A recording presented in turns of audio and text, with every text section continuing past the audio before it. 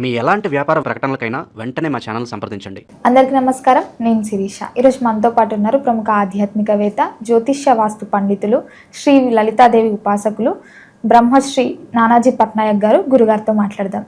గురుగారు నమస్కారం. గురుగారు, ఈ డిసెంబర్ మాసంలో ధనుసు రాశి వారికి ఎలా ఉండబోతుందంటారు? ఎలాంటి పరిహారాలు చేయొచ్చు అంటారు? ఏ దైవాన్ని పూజించమని? ధనస్సు వారికి లగ్నాధిపతి అయినటువంటి గురువు సప్తమ స్థానంలోకి వెళ్తున్నాడు. 12లో అధిక గ్రహాలు ఉన్నాయి. అందులో కుజుడు, రవి, శుక్రుడు. ఆ కుజుడు లగ్నంలోకి వస్తున్నాడు.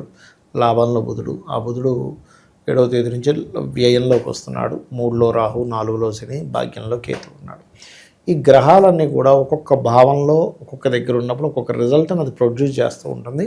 అది ఏం చేస్తుందో తెలుసుకుని దానికి తగ్గట్టుగా జాగ్రత్తగా ఉండటం మంచిది. అది ఎలా అంటే, ఒక జూ ఉంది. జూలో రకరకాల కేజెస్లో రకరకాల జంతువులు ఉంటాయి. సింహం తప్పించుకుందనగా మనం ఏం చేస్తాం? అమ్మో అలర్ట్ అవుతాం. అలాగే గ్రహాలు కూడా తప్పించుకోవడాలు జరుగుతూ ఉంటాయి. అంటే అక్కడ అగ్రెసివ్గా పనిచేస్తుంటాయి. ఒక్కోసారి మంచి పనులు కూడా చేస్తుంటాయి అవి. కాబట్టి ఏంటి, మనకి గ్రహాల యొక్క రిజల్ట్స్ ఏవైతే ఉన్నాయో అవి ఎలా ఇస్తుంది, ఏ జాగ్రత్తలు తీసుకోవాలి. ఎందుకంటే అవి దేవతలు. మంచి రిజల్ట్స్ ఇచ్చినప్పుడు తీసుకోవాలి, జాగ్రత్తగా ఉన్నప్పుడు జాగ్రత్తగా ఉండాలి. ఈ యొక్క అంశాలు చెప్తుంది నేనైనప్పటికీ కూడా చెప్పిస్తుంది సాక్షాత్ లలిత అమ్మవారిగా భావిస్తూ చూసుకున్నట్లయితే, పర్టికులర్గా ఇక్కడ వీరికి ధన సంబంధించినటువంటి విషయాల్లో ఏదైనా ప్రాపర్టీ రిలేటెడ్గా, స్కాలర్షిప్స్ పరంగా, అండ్ తల్లిగారి నుంచి లేకపోతే తల్లిగా ఏదైనా ప్రాపర్టీ రెంటల్స్ స్లో అవుతూ మొత్తం మీద ఆ రూపంలో ధనం కూడా వస్తూ ఉంటుంది. 3లో రాహు ఉన్నందుకు సిబ్లింగ్ వరుస వాళ్ళ మూలంగా విదేశాలకు వెళ్ళేటువంటి అవకాశం రావడము, కొంచెం ధైర్య సాహసాలు, కొంచెం ధైర్యంగా కొన్ని నిర్ణయాలు తీసుకోవడం వల్ల కలిసి రావడం అనేటువంటిది ఉంది. అయితే లగ్నంలోకి కుజుడు డిసెంబర్ 7వ తేదీ నుంచి వస్తున్నాడు కాబట్టి పర్టికులర్గా ఇక్కడ ఏంటంటే వీళ్ళకి కొంచెం మొదటి వారం తర్వాత నుంచి కూడా ఇన్వెస్ట్మెంట్స్ విషయంలో కొన్ని ఎక్కువ ఇన్వెస్ట్మెంట్స్ చేయడము, సహజంగానే కాస్త 3 గ్రహాలు ఉన్నప్పుడు ఏమవుతుంటుందంటే ఎక్కువ ఖర్చులు పెట్టడం కానీ, ఇన్వెస్ట్మెంట్స్ చేయడం కానీ, ఇవన్నీ ఒక సైడ్ అయితే విదేశీ అవకాశాలు రావడం కూడా ఉంటుంది.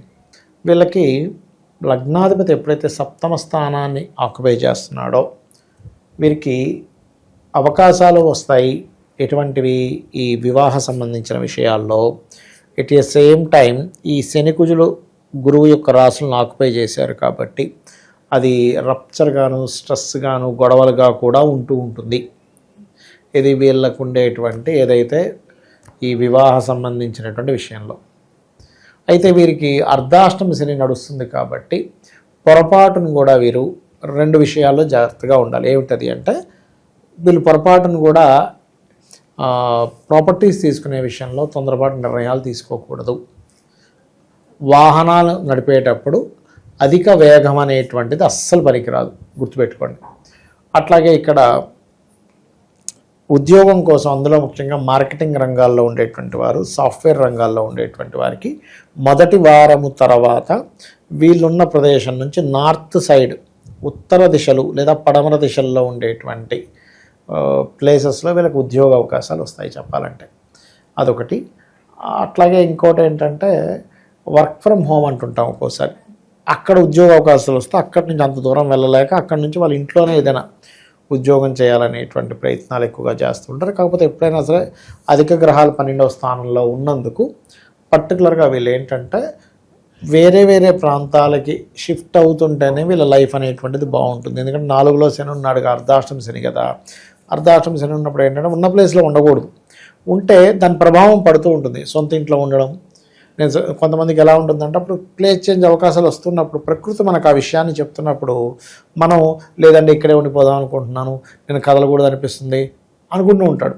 అదేంటంటే నీకు చేంజ్ కావాలి. ఇప్పుడు చూడండి ప్రకృతి ఎట్లాంటిదంటే, ఇప్పుడు చూడండి అమ్మ, మనకి జ్వరం వచ్చింది, ఏమవుతుంది? నాలుగు చేదవుతుంది. బాడీ ఏం చెప్తుంది? నువ్వు లోపల ఏం వెయ్యకరానైనా, నేను లోపల పని చేసుకుంటున్నాను, దీన్ని తగ్గించే పని నువ్వు లోపల వేస్తూ పోతే నేను అడిగించే పని చేసుకోవాలి, నేను నీ బాడీని ఎక్కడ రిపేర్ చేయాలని ఏం చేస్తుంది? ఇక్కడ ఒక లాక్ వేస్తుంది. ఏం తిన్నా మనకు రుచించదు, అబ్బా ఏం తింటామండి అంటూ ఉంటాం. అదేంటి చెప్తుంది. అలాగే ప్రకృతి కూడా మనకి చెప్తుంటుంది. ఇప్పుడు చూడండి, మనం ఎక్కడికైనా బయలుదేరేటప్పుడు ఏ పిల్లో ఎదురొస్తుంది, మంచి శకునం రాదు, లేకపోతే అబ్బాయి ఏంటి ఇలా అవుతుంది బయలుదేరుతుంటే అంటాం. అంటే ప్రకృతి చెప్తుంది. ప్రకృతి ఇప్పుడు ఎలా ఉంటుందంటే, బ్రహ్మాండము పిండాండం అంటాం. ఈ బ్రహ్మాండంలో ఏదైతే ఉందో ఈ పిండాండంలో అదే ఉంది. నువ్వు ఇది తినకు. మనకు కోవిడ్ వచ్చినప్పుడు ఏమైంది?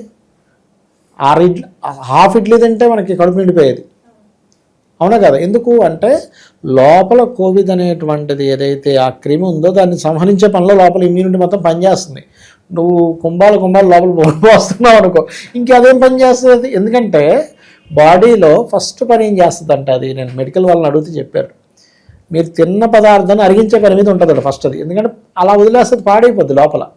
అందుకని ఉన్నదంతా పోయి అక్కడ ఆ పని చేస్తుంటుంది అక్కడ. అందుకని ప్రకృతి మనకి చేంజ్ అవ్వాలి అని ఉన్నప్పుడు చేంజ్ అవుతేనే కరెక్ట్. సో ఈ జాగ్రత్తలు కనుక తీసుకుంటూ నిత్యము వీళ్ళు లక్ష్మీ నరసింహస్వామి యొక్క ఆరాధన కనుక చేసినట్లయితే అన్ని విధాలా వీరికి బాగుంటుంది. కొంచెం పుణ్యక్షేత్ర దర్శనాలు, కొంచెం గణపతి క్షేత్రాలకు వెళ్ళడం చాలా మంచిది. గురుగారు, ఇంతవరకు మనము గోచార జాతకాల గురించి చెప్తున్నారు. సో వ్యక్తిగతంగా మన జాతకాలని ఎలా తెలియజేస్తారు గురుగారు?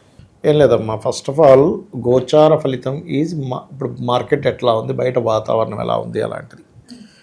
పర్సనల్ చార్ట్ ఈజ్ మనము కంప్లీట్గా ఈ జీవుడు. ఇప్పుడు ఎగ్జాంపుల్ ఇక్కడ నుంచి నేను ఒక అమీర్పేట వెళ్ళాలి, ఆటోలో వెళ్ళొచ్చు, కారులో వెళ్ళొచ్చు, మెట్రోలో వెళ్ళొచ్చు, ట్రైన్లో వెళ్ళొచ్చు, ఉదాహరణ చెప్తున్నా. రకరకాల మార్గాల ద్వారా వెళ్తా, బైక్ మీద వెళ్తా.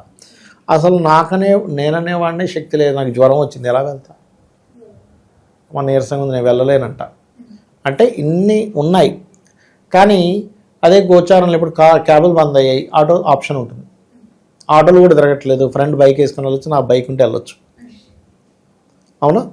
అంటే ఏదో ఇంకొక ఆప్షన్లో మనం వెళ్తాం, గోచారం సరిగ్గా ఉండాలి. కానీ మనమే సరిగ్గా లేకపోతే అసలు ప్రయాణమే జరగదు.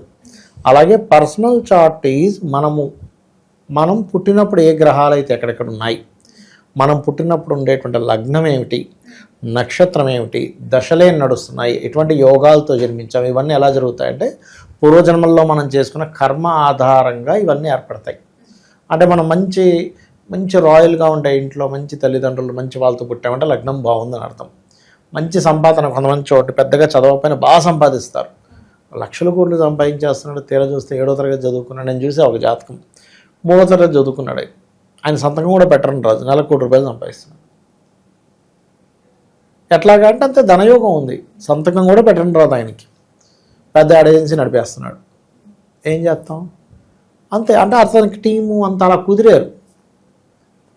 అలా ఏంటంటే ధనయోగాలు బాగుంటే, ఇక్కడ ధనయోగాలు బాగుండడం ఒక ఎత్తు, ఎందులో ధనయోగం ఉందో తెలుసుకోవడం ఒక ఎత్తు. మన పర్సనల్ చార్ట్లో అసలు మీకు ధనయోగం ఎందులో ఉందో తెలుసుకుంటే మీరు తత్ సంబంధించినటువంటి ఎడ్యుకేషను, తత్ సంబంధించిన వ్యాపారం చేస్తే ఆటోమేటిక్ కలిసి వస్తుంది.